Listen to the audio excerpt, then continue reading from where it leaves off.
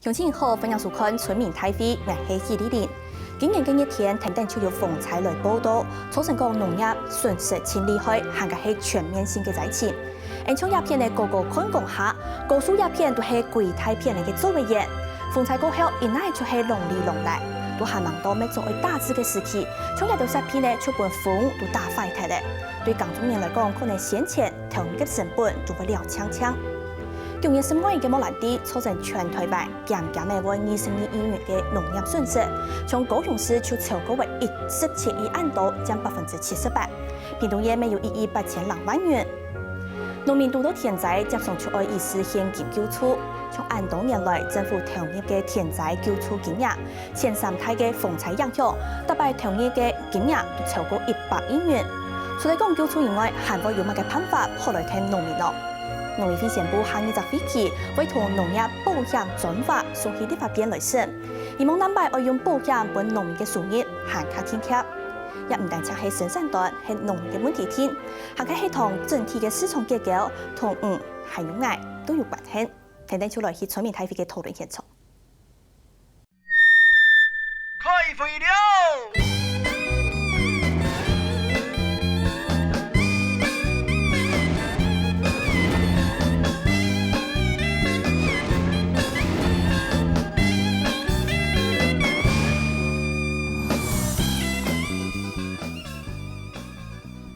風災過後呢，青島鄉親都會看到青島農民對災情嘅無感無實，還有十分嘅痛心。韓國也一部分呢，梅基風災還有莫蘭地風災就連帶來影響台灣，也就造成講台灣青重有鴉片青島嘅農業損失。故所講應用來建立農民嘅經濟安全體呢，也就係十分要緊、十分重要嘅事情呢。今日呢，按出來都係屏東高速鴉片咯，作為安島嘅鄉親，還有特別來賓，而向下來持續討論，所來應用來建立嘅農民嘅經濟安全體呢，聽聽就為大家來紹介今日嘅特別來賓，佢咧啲藝優秀片嘅係高雄鄉農會嘅謝朝景謝總幹事。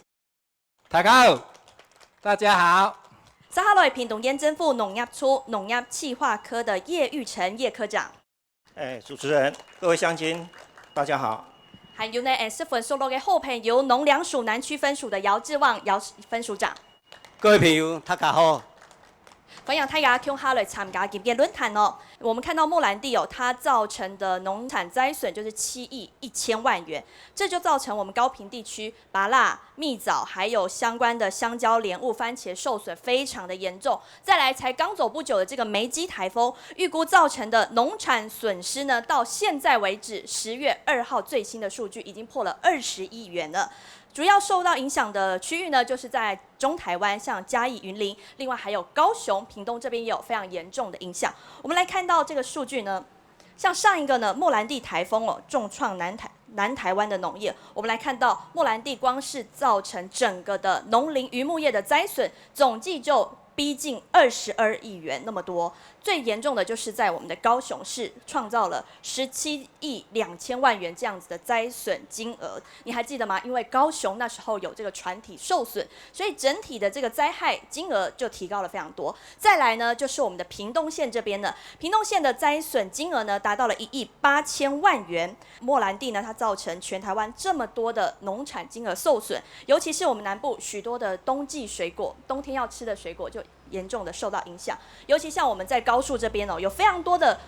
這個果樹呢也受到影響。我們就說到哦，在高樹呢，我們位於水源保護區哦，其實這個農作物的物產是非常的豐富的，也可以看到鳳梨、香蕉、芋頭、檸檬這邊都是我們這邊高樹非常多的這個種植面積非常多，而且產量也非常充足。還有這個蜜棗哦，光是我們高樹呢就種了339公頃。但是在這次的颱風當中，莫蘭地還有甚至在說到之前的尼伯特、莫蘭地、梅基，接連這麼樣多的颱風來影響，就造成說，其實我們蜜棗受到非常嚴重的影響。許多棗農就預估哦，這次高樹的蜜棗有可能之後會創下天價。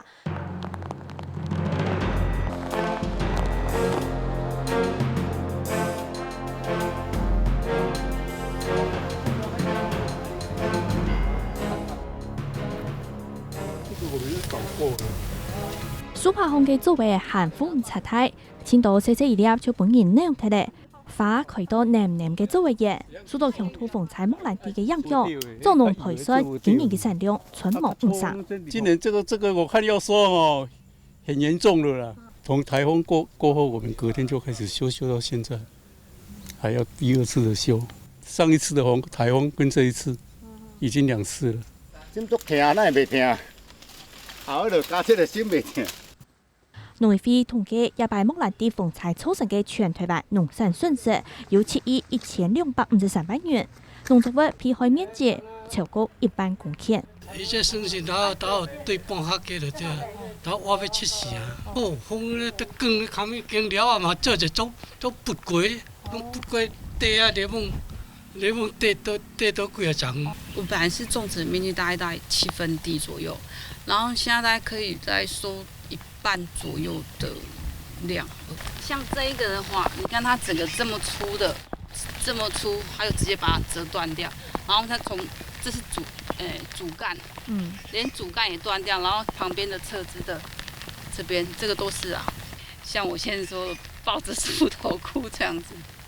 前三胎輸損嘅作物分別係北地、強州和個周圍，高雄燕巢嘅北地葉，而乃就係蘇帕團隊嘅情形，一到北地做錢都冇好嘅，農民嘅心血落返樹塘。愛去頂來啊，重新洗牌啊，當然就是錯掉啊，嘛是愛錯掉無。風台拍無過就愛錯掉啊！損失超偌濟9成啊！木蘭地造成南台灣亞擺按厲害嘅影響，全台灣亞擺農林農業產物還有民間設施，賠償損失減嘅為22億元。高雄市現正唔算算體還有相關設施受損，總共損失超過17億，減嘅78%。屏東縣損失1億8,600萬元，減嘅100%。明年的農業保險裡面，除了既有的高接里，我們還有加芒果，這個是作物保險之外，我們會推4家的收入保險，我們會推稻米的一個收入保險。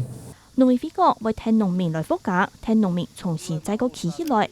特別遇到天災農損，各界仲係要求聽從我哋檢討農損補償辦法還有機制，上來做到啲行業在開了以前，修葺完善網絡。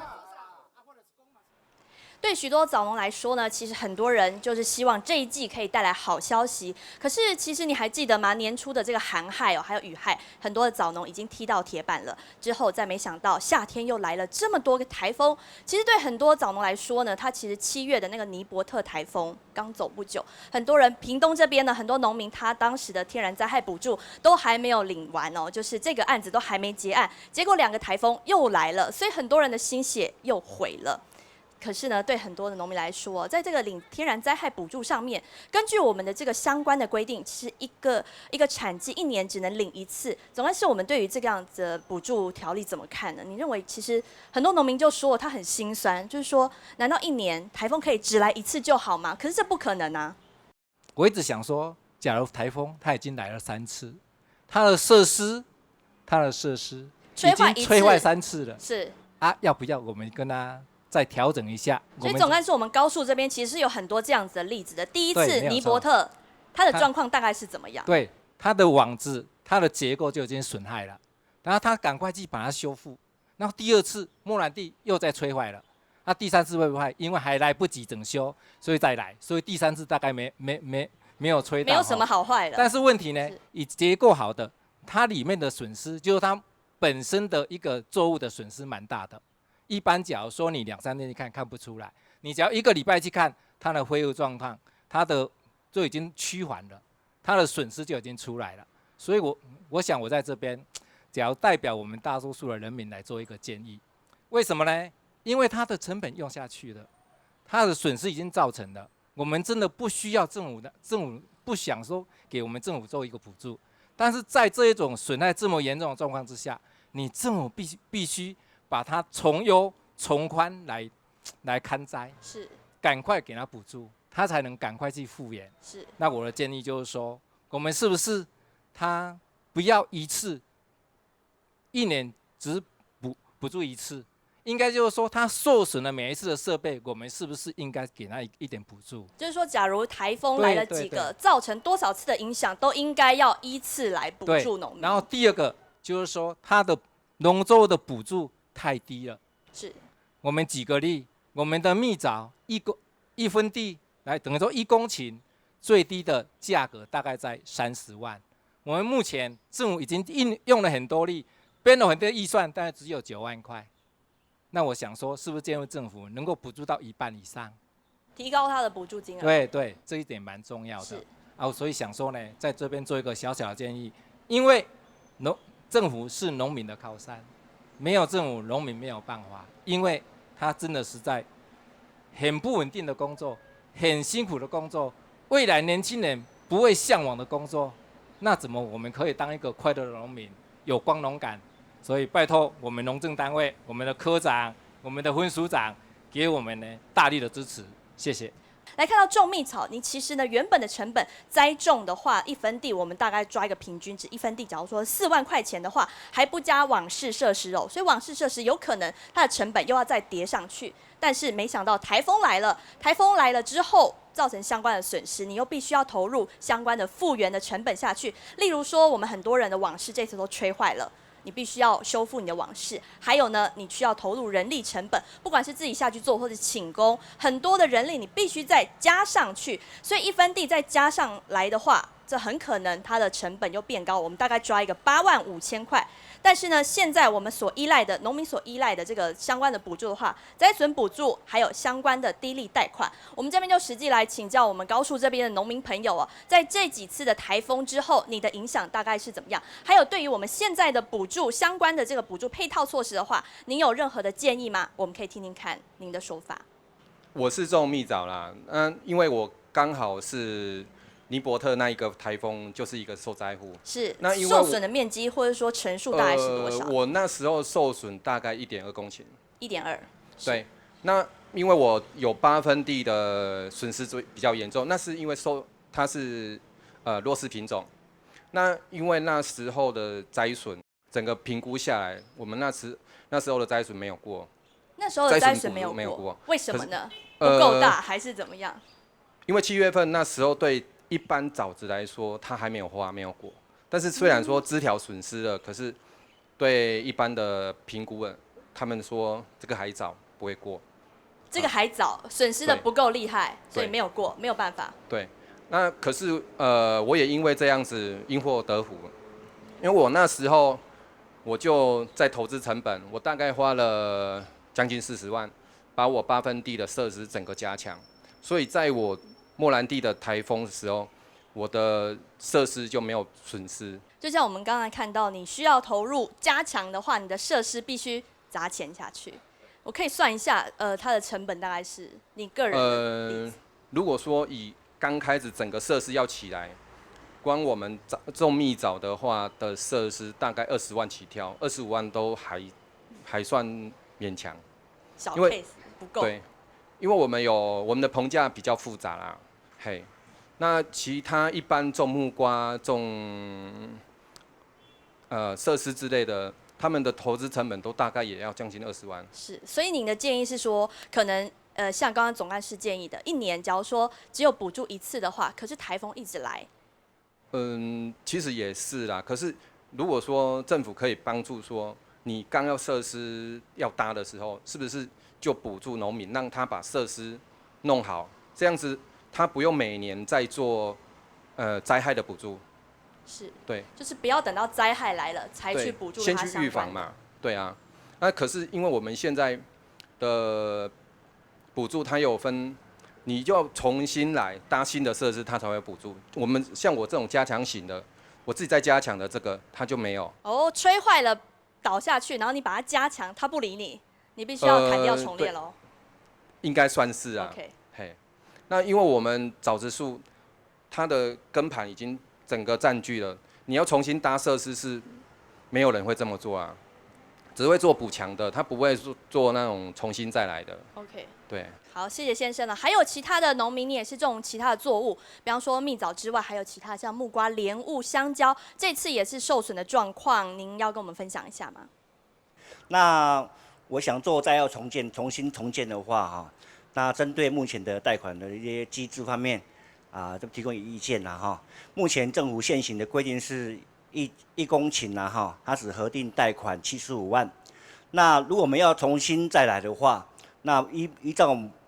木瓜的成本的话，你要重新来的话，亚管设施的话，一分地可能超过 double。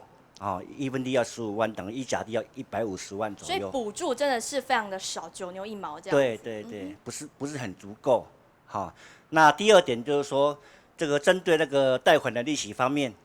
那因为政府有的德政啊，让农民去做一个灾害重建的一个恢复的工作啊，的贷款的机制啦那希望这个利率方面能够随着国家的那个利率的调降。希望说只降不升这样。现在所谓政府的低利贷款低利了，但您认为还是可能有一点相对比较高，是不是？对，因为我们农民遇到灾害的时候可能第一年没办法收成，完全没有收入的可言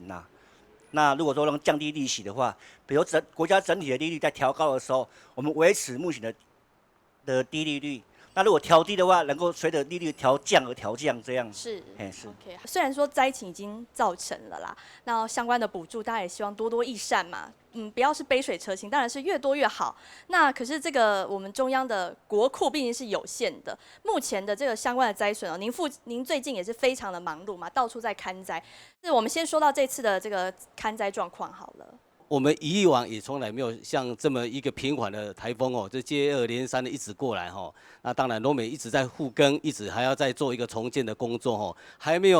做到一半，洪台的过来其实在农民措手不及信心打击也很大。那当然这边我们不管在农委会或是在农粮署，我们现在对整个这一个天然灾害救助的办法里面，包括我们怎样去配套措施，怎么去救助，我们现在在做检讨。很多农作物不同的属性里面灾害都很严重包括刚我们科农们有提到的设施的这些灾害的补助，我想我们一直在检讨从以往的我们大概要从1/3的补助，现在已经提高到1/2了，就是希望我们的建构一个比较坚固型的，较用风台来动17级风动的过。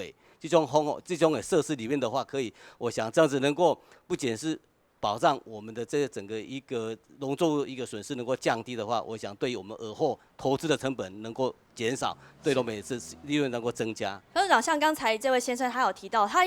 现在他只要去加强他的设施，我们是没有办法补助的，必须要重新来过，才有办法再对他挹注新的补助资金，是这样子吗？我想因为在这个灾害的救助标准里面针对灾害的部分针对灾害我们会依照这个整个救助的标准来受理这个救助那至于刚柯先生讲的，他已经灾损，他可能要原地重建的部分，我想我们这个会来做一个辅导的措施就是说，因为我们现在从整个的包括水平棚架，或是说那些加强型的设施里面，我们已经提高它补助标准了。我们希望他做的是一个比较都较勇敢。那因为之前都可能曾经受过这个台风的一个动摇之后，它的基础可能会受到的一个影响。那希望就是说它能够重建的话，能够做一个更强固的，能够耐得住更强的风。我想这个对整个的灾损能够降低到最低。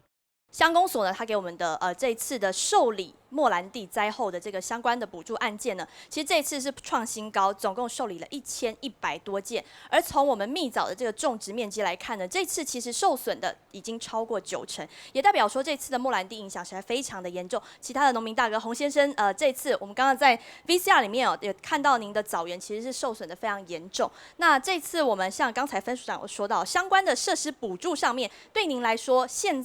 阶段的话，会有实际的效用吗？像今年的话实在是太严重了，因为去年，拄落雨，迄个霜害的时阵迄阵就介严重因为旧年就算了钱好不容易讲大家出去紧加咧，罔阁培养，看咱今年阁较好来弥补着旧年的损失无。结果大家拢用心咧去管理，到即阵也是一个空所以这个时阵你假想讲农民，你如果若是讲像阮的政策损失遐严重，你敢有法度2年拢无收入吗？洪先生，这是您的枣园嘛，对不对？这是你的枣园。这一次在莫兰地的时候受损的状况，我们来看到旁边这边呢，右边这边其实是种枣子的，就是这样洪先生说的种枣子。可是呢，你可以看到这边的芽管全部东倒西歪，歪七扭八，就往事整个都已经受损了。结果呢，洪先生他希望中间还有空位的地方再种这个小黄瓜，对不对？对。结果呢，什么时候又被摧毁了？你的园区内底已经是空洞所以你嘛要想尽办法来看会当种一寡较低俗的作物吼，啊有法通维持家庭的生活无？啊无只有等个能够等到明年，佫会当佫重新来，安尼就经过头尾年拄3年啊。所以农民真正介无奈啦，是毋是讲咱会当借着即次的教训吼？啊，希望农政当年会当从宽，吼放宽较侪咧，莫讲哦，受到限制。一年敢若一个风台，你如果像今年，你根本就换有的人是去换300芒啊，啊你一轮地才补助3000，只有你3000块只有要一领芒啊都无够。啊，我问你，伊即摆你当然嘛，伊嘛是讲有迄个信心，佫会当复工，佫会当加减，佫年补，佫生啊加减回收一寡成本无？结果来3粒，伊收你3遍，安尼你甲想，安尼农民要安尼佫做落啊？ OK， 好，谢谢洪先生哦。农民说，难道台风只能1年来一次吗 ？OK， 请坐哦。但是有没有办法汲取这次的教训呢？在因应下一个天灾来临之前，请问我们科长，我们地方的农政单位还可以有什么样的角色呢？在整个灾害的救助流程当中，哈，有很多农民他急着想要复耕，但是依现行的规定的话，当然是要有那个就是证据留下来啦。当然，农政单位是建议说，照片的话就是要一张远的，一张近的。就是说远的，拍远的，它的目的就是说，比如说你的田间四周有什么地标啊，比如说电线杆也好，或是说建筑物啊、哈庙宇那些比较特殊的那个地标哈，就是拍下来，将来的话可以证明说你提供的照片是你的土地。是莫兰地的时候，造成我们全台湾的农产损失，其实总共农产损失就有7亿1000万元。受损最严重的作物就是番石榴、香蕉、蜜枣，还有莲雾，甚至金门的高粱，这一次也毁损得非常的严重。我们再看到下一段的 VCR， 其实包含我们这边高树蜜枣非常严重之外，其他的地区像是莲雾受损的情形也是非常的惨重。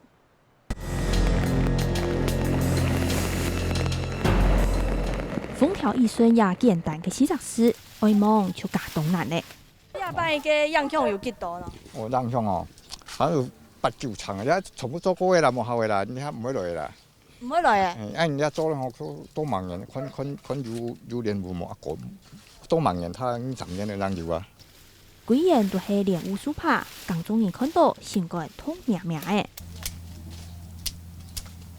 風采3年來。本單在個感冒研究就有好數嘅臉部，一下實本露天公數起嘅。禮拜風采太大去哦，入了攏被打槍嘅啦。小型嘅是有好數，今日大個嘅氣溫好處較極大啦。今日江中人說看天落雪出嚟，被打因就心肝又唔好，又吸收又唔會個好，又唔會成長啊。付出一份啲付出幾多錢用啦？我哋感受下多個個掉啦，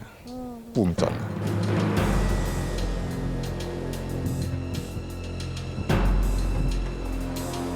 極端氣候緊出現，各界都啲錢愛用嘅原因。我緊出做，我就整理電話。你話你爸爸，我靠過來當店你。哎，怎嘅又冇講無啊？風采過後，江中人當結，希望愛管家種落新嘅作物。唔過去到育苗場，爭啲強勁嘅源頭，而乃就係10批廢鐵，天棚都本風吹熱鐵，現場濃高高。就像迄個炸彈炸掉安尼，阮緊整理電話，啊無種子嘅時陣，阮是屬於是旺季嘅時陣。啊，旺季時陣攏無得生產材嘅話，變成農民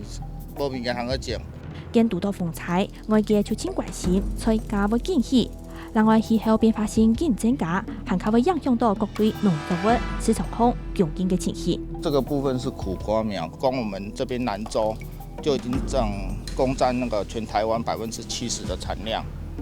所以我們第一時間是想要讓農民可以第一時間富裕然後再繼續去生產。不要讓那個時間點脫離太久，相對會影響到價格。政府帶頭講要推動台灣新農業，保障農民嘅生活。不過啲其他農業要改進嘅同時，提前嘅農民實係靠業聽得來。唔但像亚种农作物呢，还有购置哦，都受到风灾这么严重的影响，还有就连种苗虫鸦片嘅情形，咩系这么厉害哟。请教现场嘅农民朋友，像亚拜呢，亚先生哦，你种乜嘅咩系树损都这么厉害吼？伊也目前像苗伊若栽坏啊，伊本身伊也都安尼布苗嘅师傅也可以无请，有钱也嘛请无。师傅啊，也有钱也无那好请。所以，我哋莫怪后续的问题啊吼，变成啊，如果伊啊唔苗伊唔先放上去，也个牙虫，差不多半年一张也都差不多会侵蚀也个安尼心。古说唔抢无供应，就冇办法修涨嘅往事嘅部分。古说冇办法继续后面修复的工作，系嘛？伊无法度，伊有技术性的安尼研技术性的东西，跟有一波载回田野步出嘛？有。一下看过忙咯，都看过一下目前也有老哥也看过到啦。嗰時一下係喺供嘅問題，在後十分重要。供嘅問題冇到嚟，苗冇到上去牙蟲蝕到一規片嘢木掛嘛都冇效啊。OK 好，按住說哦，一個供嘅問題哦，在開貼片厲害，還有搶到繼續一個欣賞哦。一擺你種嘅咩係按你嘅情形係冇？一擺供就。我要找到安嚴衝呢，因為伊本身伊嘅一個莫蘭地嘅時節，伊都採啲南風、西南風嘅片。西南風就係風采高睇嚟叫為肥南錯嘛，肥南風按嚟種過來。所以呢，伊演變啊，亦都像包括我哋村民一個，也有種一個姜州有嘛，姜州我學按聽嘛，因為都。所以伊用一個竹頭，一個竹個位啊，來種我哋一個姜州啊，所以伊風小雲台一天撐不了嘛。然後我學下，但是講有嘅我嘅看法吧，係咩我哋政府單位呢來鼓勵我哋農民種姜州用亞幹有嘛，來看啱嘢哋嘅實施嘅。係安尼啊，比較我嘅看法比較個安全。也個唔可以有拗彈，無幾乎像一擺人莫蘭地嘅時節，變一個人雙一肥嘅一個在風采有嘛？你白鐵啊，係買無足夠嘅啊，買無用就可以啊。咁人嘅建議係喺講農政單位要加強相關設施嘅補助方面。有一點都講包括我哋喺政府，我哋要跟一個國有地主嘅人要像我哋採瓜棚。而我係也部分人變得我哋冇去補助，像跟我哋補助一個。係冇去補助，還係冇辦法補助呢？而家題目嘅問題係冇。題目是我哋跟國有地做嘅呀，所以咧變得我哋像採瓜啦、腐瓜啦，包括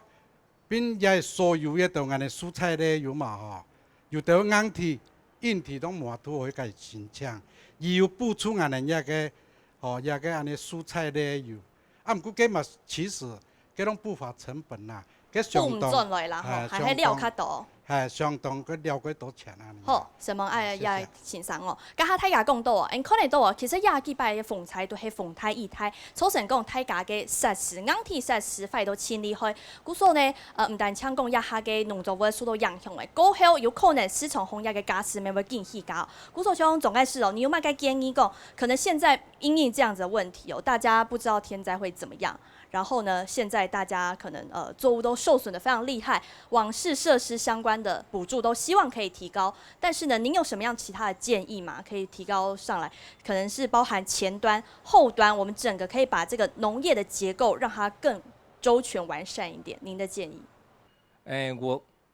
我這樣講比較快哈，因為常年政府認為說農民比較擅殺這一塊。他沒有辦法凝聚力量去跟立委、跟農政單位反映他的力量。我在想這一點哦，我們的補助真的沒有很大必要說你一定要補助，但是我很希望說我們的政府要把補助這一塊提前到他在種的時候就給他比較好的一個資源、比較好的設施。申報制呢？對，申報制。譬如說高速這個地方，假如說像我們目前看來，我們以蜜棗來講，蜜棗大概是400公頃，是佔大宗。假如說我們給你申請，我就給你300公頃，對不對？政府准了，你经过我的勘定，给你资源，但风险政府来担。它这样以面积控制量，它的价格绝对是稳定的，这样农民不会因滞销而你政府需要负担那个补助金，对不对？啊，假如说它的开发风险一来，因为我已经前面给你资金，我确定你的设施是到某一个程度，所以政府在这一块它补助金呢发挥的非常少，等于说我们倒过来做，这样就是一个提供优良的环境。那我想，青年农民他会回来，我们乡村、我们高速会看到希望。OK， 谢谢好，谢谢总干事哦。这是总干事提出来的建议哦，是不是地方的农业可以走向申报制呢？从前端、中端、后端，我们都可以有一个保障的制度。但是有没有可能呢？我们看到一次的台风呢，都让大家措手不及，灾害非常的严重，而且呢，总统、院长也不停的勘灾，不停的说需要从优、从宽、从简来补助。而这个申报制会不会是一个好办法呢？共 Go Go Help 继续来讨论。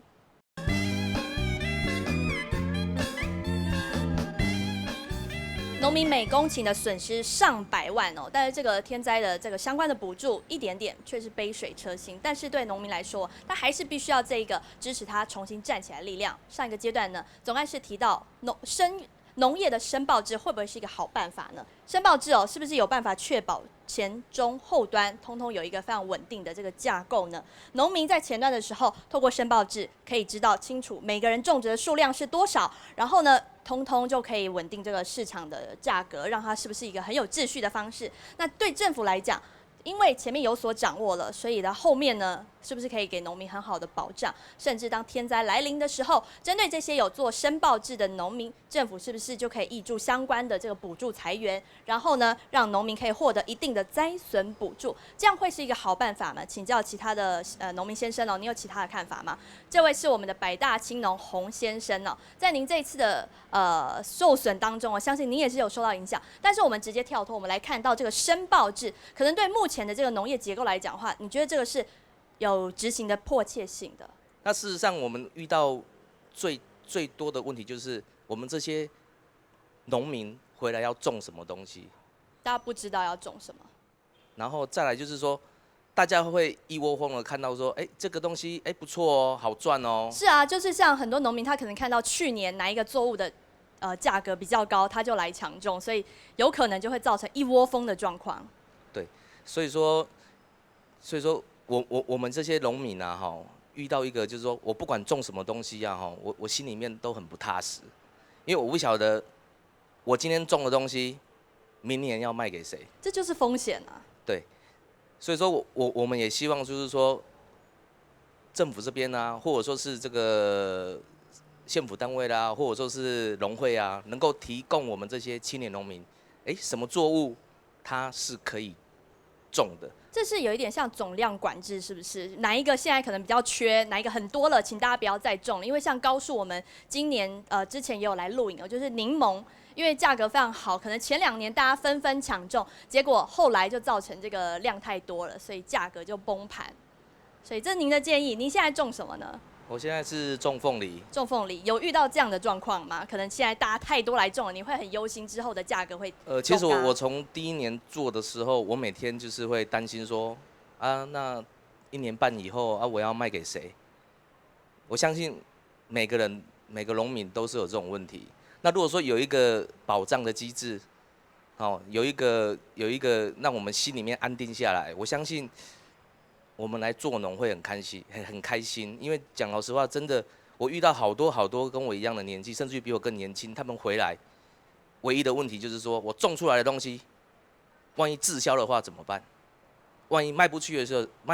候怎么办 ？OK， 但是我们都很勇敢，因为我们还是会继续做下去。这或许是一个勇敢，或者说一个勇大啦，大家说的好，洪先生请坐。是不是有可能在前端的时候把这个种植的数量都把它掌握起来，所以不要造成说可能现在很多台湾的农业落入一个就是价高的时候大家纷纷抢种，然后呢后来就会造成一个政府后来必须要去抢救的这样子的状况。一场台风吹出了大家很多的思考，可能很多都要去想想看后端、前端、终端到底遇到了什么样的问题。同时，这场台风是不是也吹出了大家的设施兼顾需要更去思考的一个相关的一个所在呢？我们家的强风竞彩，명嚟喺半空中競跑，人都企唔踩嘅，行靠唔似講高速，被風吹到搖來搖去。那个风这样子，哇，超恐怖的！一来就把这边，就整个本来有绑那个绳子的地方，就整个这边都把它吹断掉，绳子都断掉，然后整个都破的哩哩啦啦。做現場嘅描述，本颱風吹出一陣又一陣嘅風，呢度嘅高速像係破開來嘅樣嘅，對蘇神拗團體。唔過強用係作為潘志明嘅作為嘢跌下來，蘇神嘅情形就冇按厲害。因為棗子生長期本來就會碰到颱風，如果要讓棗子就是比較穩定的生長，就必須要有防颱的一些意識。那一開始我在種的時候，我就會針對颱風的部分有稍微就是把設施就是做得堅固一點。潘志明是提前愛90批，假使一批較高嘅經費，打抽出清堅固嘅堡壘。如果寒害跟雨水我們目前沒辦法處理，但是至少颱風的狀況，大家應該朝這個方向持續去發展。但一開始說要拿這麼多資金出來，可能還是一個，對啦，還是一個問題。用鋼筋嘅結構本描述較矮較堅固嘅，一級又一級嘅鐵管就像係阿邊個用嘅樹固等作業。這個只能防風啊，對啊，因為防風就要投資防風的金額。那如果還要防雨水、防寒害的話，那投資的金額其實會拉得很高了。現在的收入不見得能夠去支撐那樣的支出。本錢乃是將村嘅轉來，宣判愛跌較正地位，還愛看自家嘅財力樣板，鏡頭使到連邊感動富權嘅。中國都用過有熱頭能辦咯，也是唔係養水重點咯。日擺嘅風采莫蘭地對屏東所有過後，唔但將一道嘅農作物看唔樣按颱風太易，就連按堅固、按堅矮嘅熱頭能辦都被風吹到轉下來嘅。唔但將按呢，大家看下過去，規太片嘅熱頭能辦呢，就被風吹到都彎下來、轉下來嘅，規太片農高高。這個部分呢，也不影響整個這個綠能政策的供應。反而呢，會讓我們更加速來推動綠能。假使今天綠能是全面推廣的話，整個供電設施是自行來使用的話，這個基本上就沒有這樣的一個問題。一按多年來政府推動再生能源，就有農業建議10批項咁做的被評估運用，令農作物起嚟遮風大雨嘅木下，種田種東西開始6年結合農業。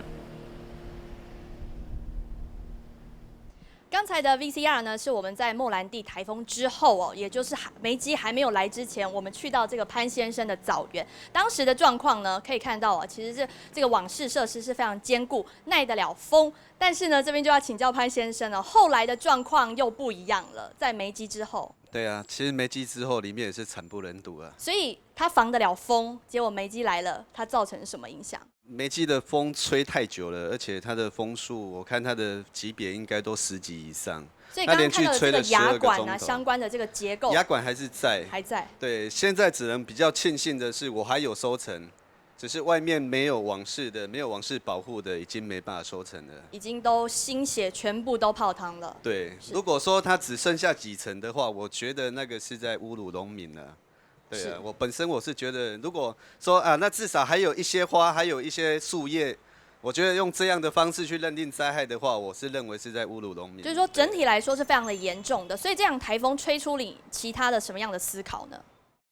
不外乎哈，其實因為重建的路是更長遠的。我們首先來講到年初的寒害，棗子的產期是在冬季。然後今年就是碰到寒害的問題，其實大部分的棗農是失收，所以這一次的連續颱風，大家才會有這麼樣的一個感慨，因為是連續2年的問題，所以連續2次沒有收入，你對一般的棗農其實還要再投入設施，其實是很大的一個困難點。是，就是說重建的路你要把它拉長來看，並不是說現在壞了趕快補起來，現在影響到2年通通都沒有收入。對啊，因為現在已經不是補助的問題，是它本身平常的生活需求，還有復原的基金這些問題。這2天我看到農委會它有公布，因為以往補助設施的話是補助1/3，這一次是確實是有加碼到1/2，這個的確有感啊，對我來說的確有感。可是我相信對其他農民也是有感的，但是相對一般地如果加强型的这个水平网式，它补助是9万块的话，我相信受损的那些枣农，他另外9万块他也是拿不出来的。是因为就像刚刚有农民也说到，你那补助只是一点点，不赚了，根本就是赔的还是比较多啦。因为其实投资是风险，大家都知道。我说政府他已经补助了9万，可是另外农民受灾的另外9万他拿不出来，他去年没有收成，他原本今年的一些资金是明年要运用的，所以他延续到的是明年的问题，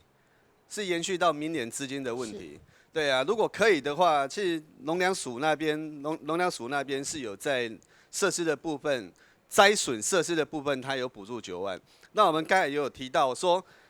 你要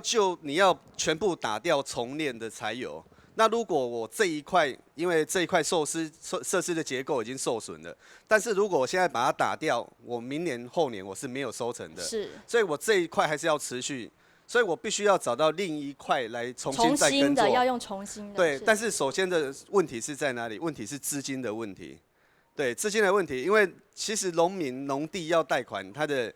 农地的公告地价是非常低，它跟市价是不符合正比的，所以公告地价非常低，在贷款上是有比较大的问题。所以如果农会这一边能够帮忙的话，应该在请农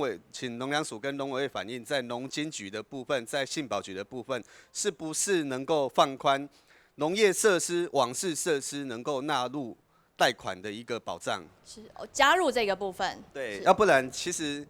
要怎么复耕？农民要怎么复耕？你给他再多的补助，他还是没办法缺的一个缺口。对 ，OK， 我们只能把这一年的痛延续了10年，每年来平均。对啊，所以如果有一笔资金进来，或者是农会这一边愿意协助农民，让他们放宽他们的贷款，让他们有钱进来，有信心，他们在复耕，在灾后复育，其实现在整个农村的气氛会慢慢恢复过来。OK， 好，谢谢潘先生。他说到，这个补助了9万，可是还有9万的缺口要从哪里来呢？这个相信今天的农会还有我们的中央农粮署这边这个相关的代表都在这边，或许待会呢就针对这个部分来做回应。我们刚才也看到呢，相关这一次在这个林边嘉东的这边政府在推动这个扬水种电，但是呢却有一些的追日型是被吹得东倒西歪，整个都歪下来，头都转掉了。虽然说这个追日型它的发电量是可以随着这个太阳的角度是增加它的发电量，可是呢它是不是同样在支撑上面有需要去做其他的考量，或者说它相对比较脆弱，或许是这个之后在应用在农业相关设施上面的时候，大家也必须要考虑到问题。但是固定型、耐重、高压，所以呢，假如说绿能它可以结合这个农业的设施发展的话，您觉得高树适合吗？我是认为进前咱迄个推动这绿能的是用种的田，这阵咱政府是推动要来设施嘛，要有农树，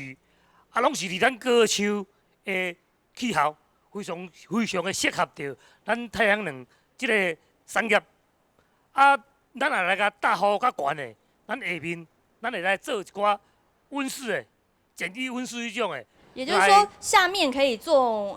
其他的叶菜类，这是我们看到其他国外的例子上面搭了太阳能板，透光率也是非常的高，然后下面可以种植其他的叶菜，甚至果树。你觉得我们高树适合来做这样子的硬体投资吗？伊但拄咱因这咧讲的做这方面我是认为应该是可行啦。要望着咱农政单位、咱农粮署这边，是毋是讲来对咱高丘来做起？来做一个试验区，看卖啊！示范区。是毋是讲做了后，对这个农民想要转来做的少年人，嘛较有迄个希望啦。对你来说的话，你会认为你目前的种植是适合这样子的太阳能设施吗？那目前我是认为讲，以我所知影的，是包括阮高丘有种，阮里代表有迄种的番茄嘛非常的适合，小黄瓜含瓜仔类的，迄种的苦瓜迄种拢有适合啦。好，谢谢先生政府这几年在推这个农地种电我们先不谈，后来种电有衍生其他的相关的问题，比方说是真种电、假种田也有这样问题。我们今天不说但是呢，一场台风吹出了大家网式设施通通受损的非常的厉害。可是我们现在看到太阳能设施，假如说它是这么坚固的话，分署长，我们适合来推动吗？尤其像刚才非常多的农民说，高树非常的适合，你是这样看的吗？其实我们一直在谈这个设施型的农业哈，就是我们所谓的要发展比较精致型农业，我们必须要说能够耐风的，我们还能够让稳定生产的这个农业能够持续生产下去哦。这也是刚我们提到，我们能够要让年轻人他回来种，能够有稳定的收入。我想就以设施来讲的话，这次我们到嘉义去看很多的设施农业哈，其实大概受损大概有将近30%左右，有的是全面倒下去的，那有的是损害的哈。那比较轻微的，大概有的是那个上面的塑胶膜、塑胶布被吹走了，那个是还比较轻微的哈。我想这个结构性的问题必须要去考虑哦。所以说，这是我们针对这些设施型的补助，朱委昨天也有指示说，会请那个农业试验所对这个结构的部分，一定要请结构技师去把它去做一个评估，去做一个测量，它这个设施能够将来能够耐得住怎么样一个强风的一个吹袭。那我再回归到这个力能这部分，我想，因为我之前在屏东县政府服务过，在县政府里面一直推动这样的一个力能设施来种包括整个一个钢骨型的一个设备里面能够耐得住这个强风，包括里面农业生产里面能够让它持续去生长其实在这次台风里面，在屏东里面就有很多的例子可以来参考，有很多的设施做得很好。这次台风对他来根本没有什么影响，真的。对，有几次是因为他有这样子一个设备我想这个是未来推动的一个政策这也是大家说防灾要胜于救灾，防灾要坐在前面。对，本来就是这样子，这个就是我们必须要有一个坚固的房子，那我们住在里面的人，我们才能够保得住他的一个生命财产安全。是，包括我们里面种的这些设备，包括我们种的这些设施，或是我们种的这些蔬菜，包括未来可能发展的。我们也许是果树方面也可以种，我想在屏东有些例子已经成功了。一场台风呢，吹出大家来想想看，是不是申报制是一个好办法，甚至说加强巩固我们的相关设施，这都是大家必须要去好好考虑的一个问题我们接下来呢，继续来看到农业天然灾害的救助机制它是怎么样呢？有相关的规定在。可是呢，可能很多的地方呢也认为说它有相关的限定，依照它的查报灾情的面积，然后乘以生产的平均成本，最后才会估算出这样子的金额。可是呢，它的损失必须要高达20%以上。过去往往就是在这个18%、19%，这中间常常会因为认定的问题，所以出现了一些 bargain 跟 argue 然后同产季同项的农产品以救助一次为限。但是现在呢，大家纷纷认为这个可能相关的机制是不足，需要建议的地方科长。您怎么看呢？像我们目前现在整个的状况的话，其实在这个上面天然补助机制的，其实大家的这个来回是非常多的依现行的规定，就是说，农委会那边一公告之后，乡公所要在30天内就要完成勘查。是其实经过30天，我想就是说。农地上面的农作物有很多都是已经改变现状了。最近这几天，当然有人一直讨论说这个20%要不要废止了当然这一条要不要废止？对，所以这个当然是有争议的当然这个相当复杂，包括你20%的认定，包括你就是说单位面积的一个株数，甚至每一个株数的产量，还有一些你的就是说。管理上的问题，还有一些就是说迟发性的一个损害问题这个综合起来因素相当多了。目前政府呢已经投入了天灾现金救助金额，前6大我们把它抓出来，不同的台风造成不同的农林渔牧业的损失金额是多少？第一名当然是98年的莫拉克，当时呢政府投入了190亿在做天然灾害。依次呢是85年赫伯、苏迪勒就是去年的，相信全台湾那时候都是灾损非常严重。然后还有其他的科罗莎、海棠、凡纳比这样子的台风每次都造成这么样多的灾损，然后政府不停的要提出这个拨款去做天然救助机制。但这几年呢，其实政府也开始推动了农业保险。像分署长，我们现在农业保险推动的状况目前大概我知道是高阶里已经在做了，所以高阶里保单我们也有讨论过相关的这个集数。我们先说到农业天然这个保险的制度好了。现在政府推动的这个农业天然灾这个保险制度那因为现在还在属于一个试办的阶段，高阶里也在试办阶段那因为刚开始有人不看好这样一个政策就是说因为可能在农民的反应里面认为这个保单它也不适合或者保费太高，自己的人都不想保了，怎么会去保那个果树呢？其实这个观念上也慢慢在改变了哈。那因为果树的保险里面会牵涉到一个灾害救助的一个基准里面，怎么样去一个配套措施哈。那大概在去年的时候，从高阶里的示范啊，今年遇到了今年的这个低温霸王级寒流，对，这个马上就可以验证哦，这个因为这样子一个保险制度里面哈，让农民可以领到这个保险金。所以分署长，我们先说到今年的那个寒流啊，对很多高阶里的农民来说，它是有实际补助到的吗？大家的反应怎么样呢？因为它已经有实际到这个效果已经呈现出来了，所以农民对这样子一个保险制度里面，他已经有初步的一个认识跟体验到，就是说，这个保险制度对他来讲是好的。